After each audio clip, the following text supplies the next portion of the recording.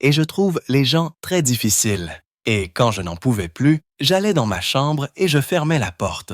Quelque chose est arrivé à Georgia O'Keeffe durant l'été 1946 dont personne ne parle. Elle avait atteint le sommet de sa carrière, entrant dans l'histoire comme la première femme à être mise en avant seule au Museum of Modern Art. Puis, son monde s'est effondré. Pendant 10 jours, elle a disparu. Mais voici la partie étrange. Personne ne l'a signalé. Le monde de l'art, la presse, même sa famille sont restés silencieux. Qu'est-ce qui pourrait faire en sorte que tout le monde accepte de dissimuler sa disparition? La réponse révèle le secret le plus sombre de l'histoire de l'art américain. Georgia O'Keeffe est née le 15 novembre 1887 dans une petite ferme à Sun Prairie, Wisconsin. Elle était la deuxième de 7 enfants dans une famille de producteurs laitiers travailleurs. Même si leur vie semblait simple, il y avait quelque chose de surprenant dans le passé de sa famille. Son grand-père, George Victor Tato, avait autrefois été un comte hongrois avant de déménager en Amérique en 1848. Mais cette touche de royauté n'a pas pu les protéger des difficultés. La famille avait de graves problèmes d'argent. Son père, Francis, a échoué dans plusieurs tentatives commerciales. Et à l'époque où Georgia était adolescente, leur vie à la ferme s'était transformée en une lutte douloureuse pour la survie. Ils avaient autrefois bien vécu, mais ils étaient maintenant confrontés à la pauvreté, et ce changement l'a profondément marquée. Elle a appris très tôt à ne jamais dépendre de personne d'autre, et cette idée l'a accompagnée pour le reste de sa vie. La terre vaste et tranquille autour de Sun Prairie est devenue Sumner, le monde de George. La prairie était solitaire, vaste et remplie d'un silence infini. Mais elle y a trouvé quelque chose de magique. Alors que d'autres se sentaient peut-être piégés, elle a observé de près les détails que la plupart des gens ignoraient. La forme des fleurs sauvages, la courbe des eaux secs, la façon dont le vent se déplaçait à travers l'herbe. Ces choses tranquilles lui parlaient. Elle ne se contentait pas de voir la nature. Elle voyait des motifs, des dessins et des formes cachées. Sa mère, Ida, était distante et élégante, même dans leur environnement rude. Et Georgia a grandi avec ce même air tranquille et fier. Ce mélange d'isolement et de beauté a semé les premières graines de l'artiste qu'elle deviendrait. En 1902, le dernier effondrement commercial de son père a forcé la famille à quitter le Wisconsin. Ils ont déménagé à Williamsburg, en Virginie, où il a essayé de fabriquer des blocs de béton pour construire des maisons, mais l'idée a de nouveau échoué. La perte financière était écrasante, et les gens autour d'eux ont vu la famille O'Keeffe, autrefois respectée, s'effondrer. La mère de George était maintenant malade de la tuberculose et passait la plupart de son temps au lit. La douleur de voir sa famille s'effondrer. Le sentiment d'impuissance et la honte ont fait de Georgia une personne qui voulait avoir le contrôle de sa propre vie. Elle ne voulait dépendre de personne, ni pour l'amour, ni pour l'argent, ni pour le succès. Alors qu'elle n'avait que 10 ans, Georgia a commencé à apprendre la peinture à l'aquarelle auprès d'une artiste locale nommée Sarah Mann. Ses sœurs Ida et Anita ont également participé au cours. Mann utilisait des livres d'art qui apprenaient aux élèves à copier des formes simples et à essayer progressivement des œuvres plus difficiles. Georgia a suivi les cours, mais au fond d'elle, elle ne voulait pas copier les autres. Même à ce jeune âge, elle ne voulait pas peindre comme tout le monde. Elle voulait faire quelque chose de nouveau, quelque chose de personnel. L'une de ses premières aquarelles, montrant de petites fleurs de cerisier, présentait déjà le regard concentré en gros plan qui la rendrait célèbre plus tard. Son professeur voulait qu'elle reste à l'intérieur des lignes, mais Georgia avait déjà commencé à s'en sortir. En 1905, Georgia a déménagé à Chicago et a rejoint la School of the Art Institute. Elle vivait avec son oncle et ses tantes pour économiser de l'argent. Son professeur, John Vanderpool, est devenu l'un des rares instructeurs qu'elle ait jamais vraiment respecté. Elle a travaillé dur, s'est hissée au sommet de sa classe et a même étudié l'anatomie en disséquant des crânes afin de pouvoir les peindre avec plus de précision. Mais à peine un an plus tard, en 1906, quelque chose d'horrible s'était produit. Georgia a attrapé la fièvre typhoïde. La maladie était si grave qu'elle a épuisé toutes ses forces et a même fait tomber ses cheveux. Elle a dû quitter l'école et retourner chez elle. Elle n'a pas peint pendant plus d'1 an, mais pendant cette longue convalescence, quelque chose à l'intérieur d'elle a changé. Le fait d'être confrontée à la mort l'a rendue plus calme, plus profonde et encore plus déterminée à créer quelque chose qui comptait vraiment. En 1907, elle s'est sentie assez forte pour recommencer et a déménagé à New York pour étudier à l'Art Students League. Les professeurs y étaient différents. Ils soutenaient la créativité. William Merritt Chase lui a appris à faire des traits audacieux avec un pinceau et, en 1908, elle a remporté un prix pour sa peinture d'un lapin et d'un pot de cuivre. Cela lui a valu une bourse pour une école d'été à Lake George. Elle a également commencé à visiter des galeries d'art moderne, comme le 291 de Stiglitz, où elle a vu de nouvelles idées qui ont remué quelque chose en elle. Mais la même année, la catastrophe est revenue. Ça, c'est revenu. Son père a fait complètement faillite et la santé de sa mère s'est aggravée. Georgia n'avait pas le choix. Elle a quitté le monde de l'art et a accepté un emploi à Chicago en tant qu'artiste commercial. Son travail consistait à dessiner des publicités pour la dentelle et le tissu. Elle était rapide et douée pour cela, mais cela lui semblait vide. Elle détestait tellement ce travail que plus tard, elle a brûlé la plupart de ses dessins. Elle disait que l'odeur de la térébenthine la rendait malade. Pendant près de 4 ans, elle n'a pas du tout peint.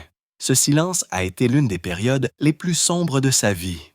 En 1910, elle est de nouveau tombée malade. Cette fois, c'était la rougeole, et cela a nui à sa vision. Pour un artiste, cette peur était terrifiante. Elle a déménagé à Charlottesville pour vivre avec sa famille. Pendant cette convalescence, elle a commencé à faire des dessins au fusain. Ils ne ressemblaient à rien de ce qu'elle avait fait auparavant. Ils étaient abstraits. Ils venaient de ses propres pensées, de ses sentiments, pas d'un manuel ou d'un professeur. C'est à ce moment-là que son art a vraiment changé. Et ce n'était que le début.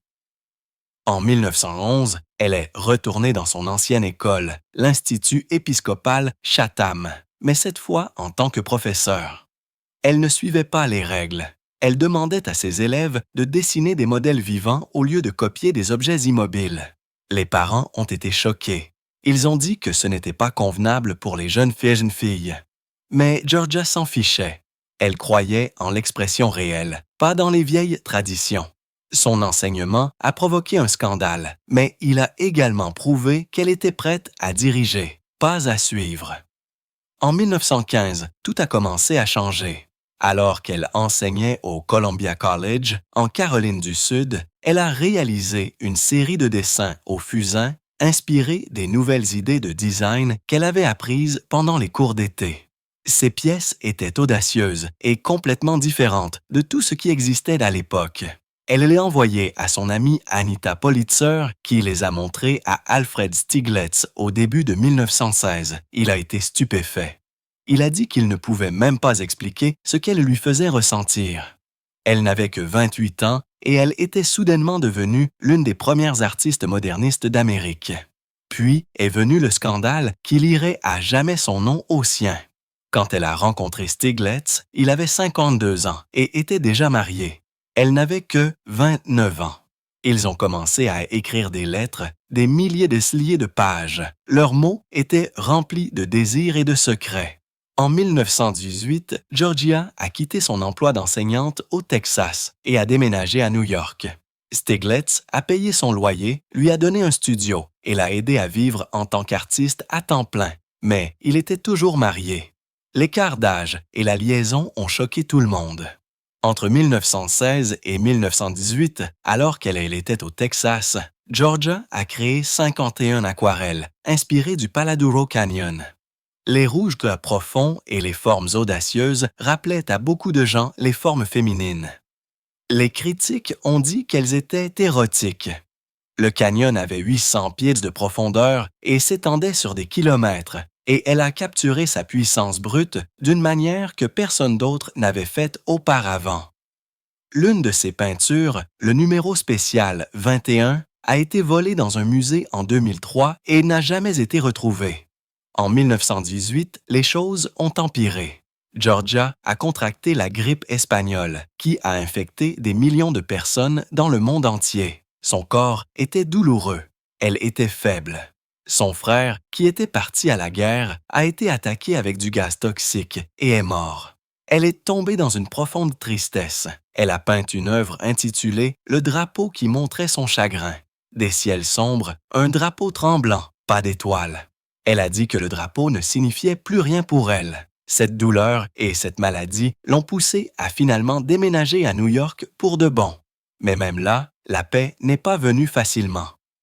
À partir de 1918, Stieglitz a commencé à prendre des photos d'elle. Il a pris plus de 300 photos, dont beaucoup étaient nues. En 1961, il les a exposées dans une galerie. Les gens ont vu son corps nu, ses mains, sa poitrine. Certains ont été choqués, d'autres ont appelé cela de l'art. Mais Georgia a dit plus tard que ces photos la faisaient se sentir exposée, comme si les gens voyaient plus son corps que ses peintures. Pourtant, elles ont contribué à lancer sa renommée, mais pas de la manière dont elle l'avait espéré.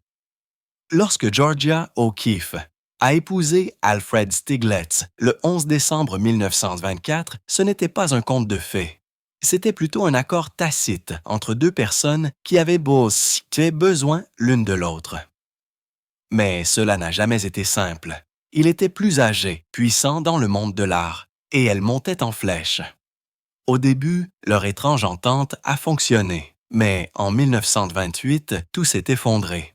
Stieglitz a commencé une liaison avec Dorothy Norman, une femme mariée de 23 ans, sa cadette. La liaison n'était pas cachée. Elle était publique, douloureusement publique. Dorothy travaillait en étroite collaboration avec Stieglitz et Georgia devait regarder. En même temps, Georgia a perdu un énorme projet, une murale pour le Radio City Music Hall. Cette perte et l'humiliation constante ont brisé quelque chose en elle. En 1933, elle a fait une dépression nerveuse complète et s'est fait interner dans un hôpital. Elle y est restée pendant 2 mois. Pendant ce temps, elle n'a pas pu peindre du tout, mais avant cet effondrement, quelque chose d'incroyable s'était produit. Le 29 janvier 1923, son exposition personnelle à New York a choqué le monde de l'art. Une centaine de ses peintures ont été exposées. Le jour de l'ouverture, 500 personnes s'y sont venues. Elle n'était plus une simple artiste. Elle était une sensation, mais les critiques étaient étranges. Les critiques ne parlaient pas de ses couleurs ou de sa technique. Ils parlaient de son statut de femme. Tout était transformé en quelque chose de sexuel. Certains affirmaient même que ses peintures étaient pleines de symboles cachés.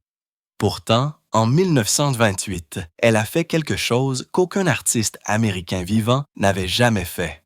Elle a vendu 6 peintures de Calla Lily pour 25 000 $. C'était une fortune à l'époque, d'une valeur d'environ 400 000 $ aujourd'hui. Certains pensaient que Stieglitz avait organisé la vente par l'intermédiaire d'acheteurs anonymes pour augmenter sa valeur. Mais que cela soit vrai ou non, le résultat était réel. Georgia avait maintenant de l'argent, du pouvoir et de la liberté. Elle n'avait plus à dépendre de personne. Vers cette même époque, les critiques ont commencé à murmurer autre chose. Ils disaient que ses peintures de gratte-ciel étaient pleines de messages sexuels. En 1927, elle a peint Radiator Building, Night New York. Il était grand, élégant, brillant. Elle l'avait peint depuis sa fenêtre de l'hôtel Shelton, où elle vivait au 30e étage. Certains critiques ont dit que le bâtiment ressemblait à un symbole de la puissance masculine. Georgia a dit que ce n'était pas vrai, mais l'attention n'a fait que croître. Même les experts en architecture ont commencé à appeler les gratte-ciel des symboles de l'esprit américain. Son travail faisait maintenant partie d'une conversation plus large sur la vie moderne, le genre et l'ambition. Puis, en 1929, tout a de nouveau changé. Cet été-là, Georgia a quitté New York et est allée vers l'ouest. Elle avait été invitée à T.A., au Nouveau-Mexique. Le voyage l'a complètement changée. La terre était brute et sans fin. Elle a acheté une Ford Model A et a appris à conduire juste pour explorer le désert. Elle a commencé à collectionner des os d'animaux qu'elle trouvait dans le sable. En 1931, elle a peint un crâne de vache avec des roses calicot. Pour elle, les os montraient la beauté, pas la mort. Mais les critiques de l'Est n'ont pas compris. Ils ont qualifié son nouveau travail de bizarre et effrayant. Mais Georgia s'en fichait. Elle a continué à retourner dans le désert chaque année. Puis vint 1932, l'année où tout s'est effondré. Sa murale de Radio City s'est effondrée. Littéralement, la toile s'est décollée. Le projet a échoué et Stieglitz l'a de nouveau trahi. Il a donné sa place dans la galerie à quelqu'un d'autre. Ce fut le coup de grâce. Son corps a réagi. Son cœur s'est emballé. Elle ne pouvait pas arrêter de pleurer. Elle était submergée par des maux de tête. En 1933, elle s'est fait interner à l'hôpital. Les médecins ont dit qu'elle souffrait de psychonévrose, ce qui signifiait qu'elle était profondément déprimée et que son corps n'en pouvait plus. Elle n'a pas peint pendant plus d'1 an. Ce silence a été le moment le plus sombre de sa vie. Pendant cette période difficile, autre chose s'est produit. Des entreprises ont commencé à voler son style. Ces célèbres images de fleurs en gros plan ont commencé à apparaître dans des publicités. Elle n'avait pas donné la permission. C'était un vol audacieux. Même si elle était encore en convalescence, elle s'est défendue. Elle les a traînés devant les tribunaux. Il ne s'agissait pas d'argent. Elle voulait juste protéger son art. Elle a gagné. L'argent était minime, mais le message était important. Le tribunal a convenu que son style unique ne pouvait pas être volé. Cette affaire a donné de la force à d'autres artistes et l'a rendue encore plus déterminée à travailler dans la solitude. En 1934, elle a découvert Ghost Ranch, une vaste zone désertique au Nouveau-Mexique. Elle en est tombée amoureuse et a passé des années à essayer d'y acheter une petite maison en adobe. En 1940, elle a finalement réussi. La maison était simple et calme, parfaite pour elle. Elle a ajouté une grande fenêtre pour pouvoir toujours voir le désert. À proximité se trouvait une étrange zone de collines noires qu'elle appelait le lieu noir. Elle ressemblait à des vagues de pierre, presque comme des éléphants vus de loin. Entre 1936 et 1949, elle a visité le lieu noir à maintes reprises, le peignant avec une énergie féroce. En seulement 2 ans, en 1944 et 1945, elle a réalisé 6 grandes toiles, un pastel et 9 croquis. Ce fut l'une des périodes les plus créatives de sa vie. En 1940, elle avait déjà peint plus de 200 paysages du Nouveau-Mexique, mais une montagne est devenue sa préférée. Elle était plate au sommet et se dressait seule. Son nom était Cerro Hedernal. Elle l'appelait sa montagne privée. Elle a dit un jour, « Dieu m'a dit que si je la peignais assez, je pourrais la voir. » Au fil du temps, les habitants ont même commencé à l'appeler la montagne d'O'Keeffe. Elle l'a peinte à maintes reprises, la plaçant souvent derrière des eaux ou des fleurs. Mais elle avait des secrets. Elle ne voulait pas que quiconque copie ses techniques. Elle peignait en privé. Pas de visiteurs, pas de distraction. Si une peinture ne se révélait pas bonne, elle la brûlait. Elle ne voulait pas que quiconque voie ses erreurs. Après l'incident de plagiat en 1933, elle avait appris à protéger son travail avec tout ce qu'elle avait. En 1945, Georgia O'Keeffe était terrifiée. Des lettres qu'elle avait écrites pendant plus de 30 ans à l'homme qu'elle aimait, Alfred Stieglitz, ont failli être rendues publiques. Ce n'étaient pas de simples mots doux. Elles étaient brutes, passionnées et profondément personnelles. Certaines lignes étaient si intimes que le simple fait de les lire pouvait changer la façon dont le monde la voyait. Elle avait écrit des choses comme « Mon corps est tout simplement fou de désir pour toi ». Ce genre de langage, surtout de la part d'une femme dans sa position, aurait pu détruire tout ce pour quoi elle avait travaillé. Elle avait toujours été jugée différemment. Les critiques avaient déjà transformé son art en quelque chose de sexuel. Maintenant, ces mots allaient être utilisés contre elle aussi. Elle savait que les artistes masculins n'avaient pas à faire face à ce genre d'examen minutieux. Leur vie privée était laissée tranquille, mais elle n'avait pas la même protection. Ce qui rendait les choses pires, c'est qu'Alfred avait écrit des choses aussi. Il l'avait photographié nu encore et encore. Ses lettres montraient à quel point il était obsédé. Mais personne n'a menacé de publier ses mots, seulement les siens. Alors, elle a fait quelque chose de déchirant. Elle a brûlé des centaines de lettres. Elle voulait garder un certain contrôle sur sa vie, même si cela signifiait perdre des morceaux de son histoire à jamais. C'était la seule façon dont elle se sentait capable de se protéger. L'année suivante, en mai 1946, quelque chose d'énorme s'est produit. Georgia est devenue la première femme de l'histoire à avoir une exposition personnelle au Museum of Modern Art de New York. 100 de ses œuvres ont été exposées. Cela aurait dû être la meilleure période de sa vie. Mais à peine 2 mois après l'ouverture de l'exposition, la tragédie a frappé. Alfred est décédé subitement d'un accident vasculaire cérébral le 13 juillet 1946. Elle était dévastée. Elle a à peine parlé à la presse. Elle ne pouvait même pas se résoudre à promouvoir l'exposition. De plus, 3 de ses peintures ont été volées lors de l'exposition. Elles n'ont jamais été retrouvées. C'était censé être une célébration de tout ce qu'elle avait accompli. Au lieu de cela, elle avait l'impression que son monde s'était effondré. En 1950, Georgia a tout laissé derrière elle et a déménagé définitivement à Ayú, au Nouveau-Mexique. Elle voulait la paix, mais même là, elle s'est poussée plus fort que jamais. En 1965, elle a créé une peinture si grande qu'elle s'étendait sur 24 pieds. De ça de large. Elle l'a appelée Sky Above Clouds 4. Elle y travaillait tous les jours, commençant à 6 heures du matin et peignant tard dans la soirée. Le garage qu'elle utilisait n'était même pas chauffé et elle avait toujours peur qu'un serpent à sonnette ne rampe sous la toile pendant qu'elle travaillait. Mais elle ne s'est pas arrêtée. Cette peinture se vendrait plus tard à des prix records. Les gens ont commencé à l'appeler l'une des artistes américaines vivantes les plus précieuses. Mais le succès a entraîné de nouveaux problèmes. Dans les années 1980, de fausses peintures de Georgia O'Keeffe ont commencé à apparaître dans les galeries.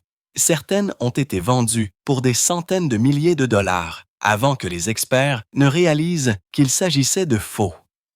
Le problème est devenu si grave que Georgia a dû intervenir personnellement. Elle a regardé les peintures elles-mêmes et a dit aux gens lesquelles étaient réelles. Certains collectionneurs se sont mis en colère. Ils avaient dépensé une fortune en faux. Des poursuites ont suivi. Son nom a été traîné dans les salles d'audience. Même si elle n'avait rien à voir avec les faux, son héritage s'est retrouvé mêlé à tout ce gâchis. L'une des choses les plus étranges s'est produite en 1959. Georgia, maintenant âgée de 72 ans, voyageait en Europe, mais elle ne transportait pas de vêtements de fantaisie ou de matériel d'art dans ses bagages. Au lieu de cela, elle a emballé des os, de vrais os, des crânes de vaches, des os de chevaux, même des crânes de moutons. Elle a dit à tout le monde que c'était son matériel d'art essentiel. Lorsque les douaniers français ont scanné sa valise à l'aéroport Charles de Gaulle, ils ont cru avoir trouvé des restes humains. Ils l'ont arrêtée immédiatement. Georgia s'est mise en colère. Elle leur a crié dessus en français approximatif et s'est accrochée à l'un des crânes comme s'il s'agissait d'un bébé. Les journalistes ont pris des photos d'elle escortée dans l'aéroport, serrant toujours ses os. Les gens ont dit plus tard qu'elle disposait ses os dans ses chambres d'hôtel et leur parlait comme s'ils étaient vivants. Cela a choqué tout le monde. Puis vint 1977. Georgia avait 90 ans.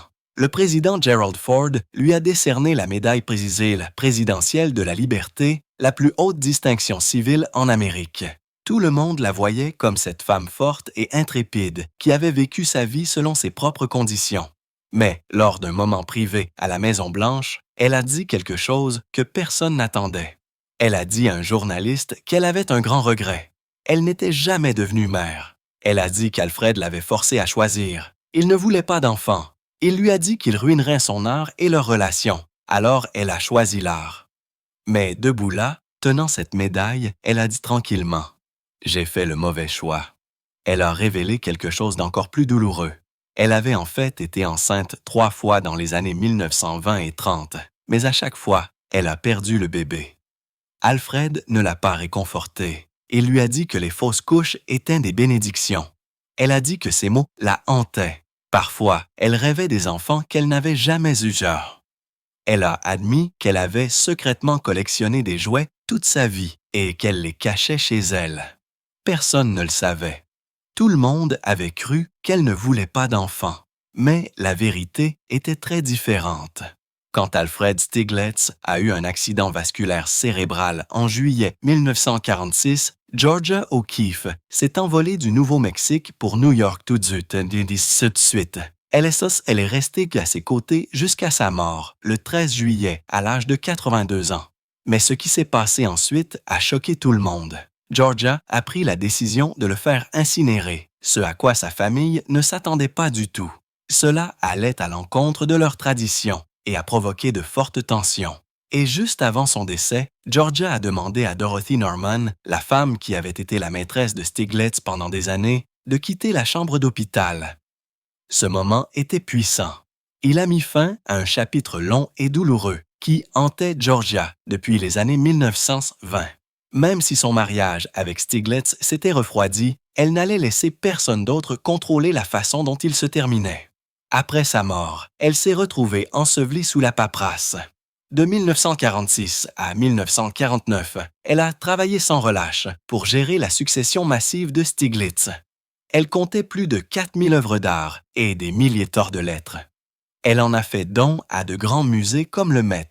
Mais ce n'était pas facile. Sa famille et d'autres se sont défendus, remettant en question ses choix et l'accusant de favoriser certaines œuvres. Les dossiers étaient si détaillés et accablants qu'elle avait besoin d'aide juste pour les organiser. Pendant ces années, elle est restée à New York plus qu'elle ne le souhaitait. Sa propre peinture a dû attendre pendant qu'elle protégeait l'héritage de Stieglitz.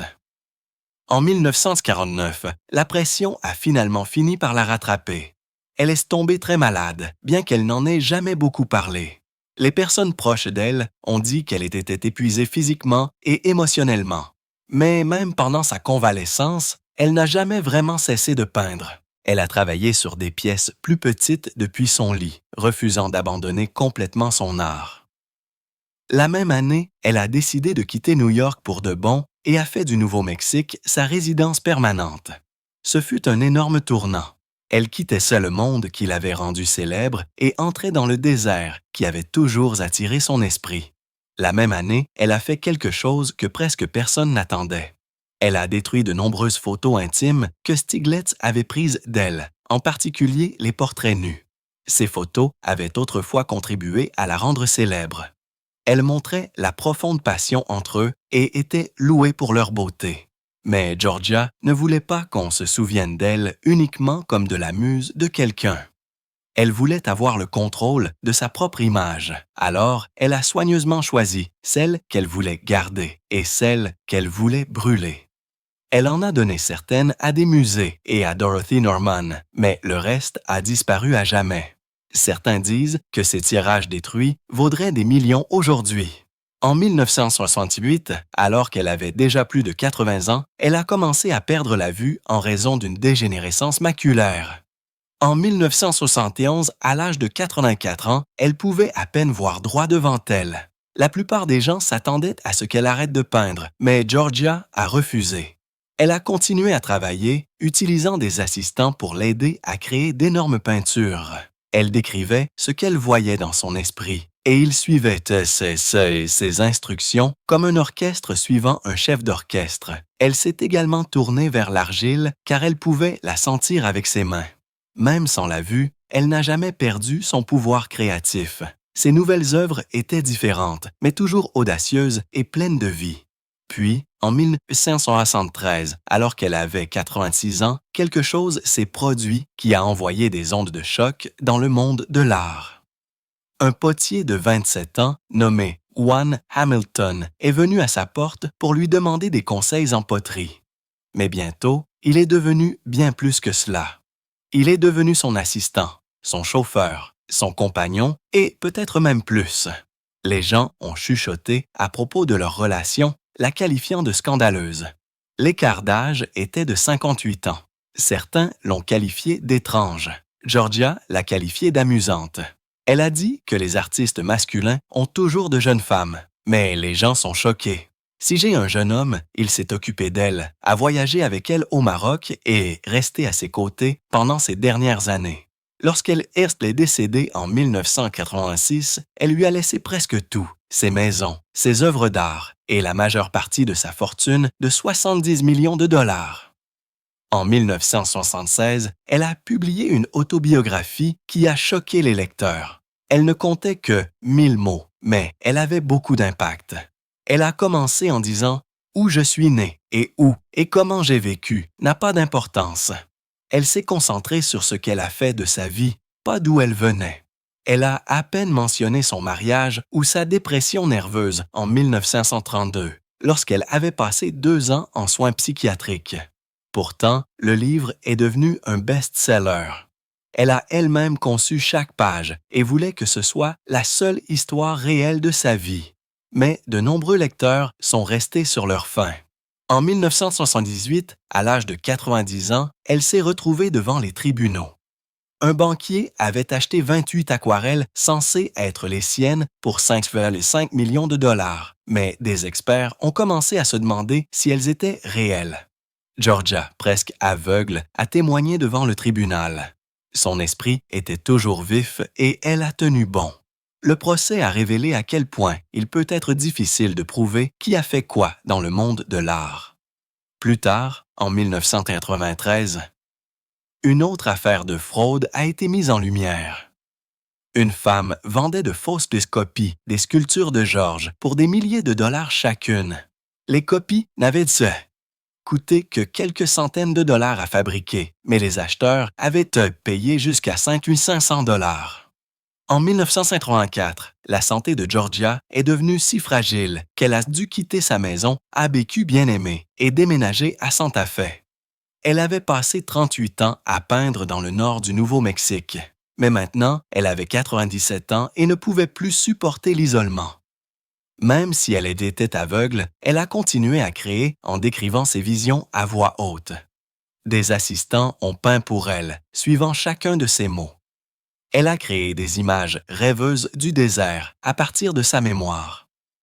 Joanne Hamilton a pris soin d'elle, s'assurant que ses derniers mois soient remplis de paix et d'art. Elle est décédée à Santa Fe le 6 mars 1986 à l'âge de 98 ans. Après sa mort, quelque chose de remarquable s'est produit. Georgia avait demandé à ce que ses cendres soient dispersées sur la montagne Pernal, la mesa à sommet plat qu'elle avait peinte à maintes reprises. Elle avait dit un jour « Dieu m'a dit que si je la peignais assez, je pourrais la voir. » Ce souhait a été exaucé. Alors que ses cendres étaient dispersées, le vent les a emportées à travers la poussière du désert, la mélangeant à la montagne pour toujours. Mais la paix n'a pas duré longtemps. Son testament est devenu le centre d'une bataille juridique massive. Quelques jours avant sa mort, elle avait signé des documents donnant à Juan Hamilton non pas 10%, mais 70% de sa fortune. Sa famille était furieuse. Sa sœur et sa petite-nièce ont accusé Hamilton de l'avoir trompé.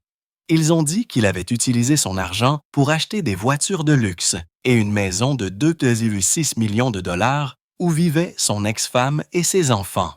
La bataille juridique est devenue laide, mais en juillet 1997, ils ont conclu un accord. Hamilton est reparti avec une somme de 2 millions d'œuvres d'art et la propriété de Ghost Ranch. Le reste est allé à la nouvelle fondation Georgia O'Keeffe,